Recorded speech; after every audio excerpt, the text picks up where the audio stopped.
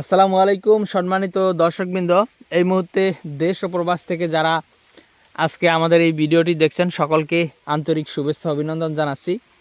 দর্শক শ্রোতা, আপনাদেরকে আজকে যেই ঘাসটি দেখানো হচ্ছে এটি হলো সেই ডক্টর জহির স্যারের চীন থেকে আমদানিকৃত জারা ওয়ান হাইব্রিড ঘাস।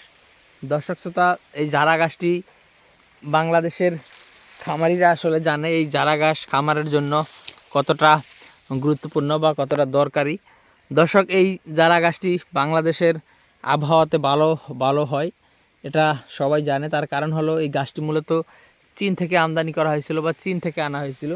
আর চীন দেশ কিংবা ভারত বা পাকিস্তান, আফগানিস্তান, এসব দেশ মোটামুটি শ্রীলঙ্কা, এসব দেশের আবহাওয়া মোটামুটি একই রকম।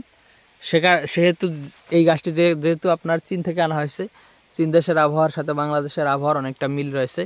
মূলত সে কারণেই এই গাছটি বাংলাদেশে ভালো ফলন হয়। খামারিরা এই গাছটি চাষ করতেছেন বেশিরভাগই। দর্শক, যেহেতু এই গাছটিতে মোটামুটি 15 থেকে 18% প্রোটিন রয়েছে, আর এটি যেহেতু একটি উচ্চ ফলনশীল ঘাস, ভালো ফলন হয় জমিতে। দেখেন আমাদের এই জমিতেও যথেষ্ট ফলন হয়েছে এই ঘাসে। আর উচ্চতা কী বলবো, প্রায় 15 থেকে 18 ফিটের মতো লম্বা এখানে রয়েছে।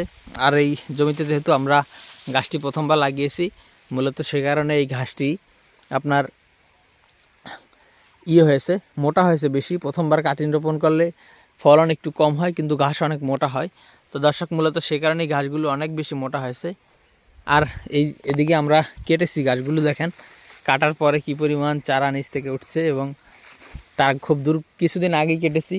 এদিক থেকে কেটে মাত্র এতটুকু গিয়েছি, আর এখানে এতটুকুন কাটা হয়েছে, তাই কি পরিমাণ বড় হয়ে গিয়েছে দেখেন। এখনও এই ঘাসে পানিও দেওয়া হয়নি, সারও দেওয়া হয়নি। আমাদের যেহেতু আরও ওদিকে ঘাস মানে কাটা বাকি রয়েছে, সে কারণে মূলত সার পানি কিছুই দেওয়া হয়নি। এর দিকের ঘাসগুলো কাটা হলে তারপরেই আমরা সার দিব, তারপর পানি দিয়ে তারপর সার দিয়ে দিব।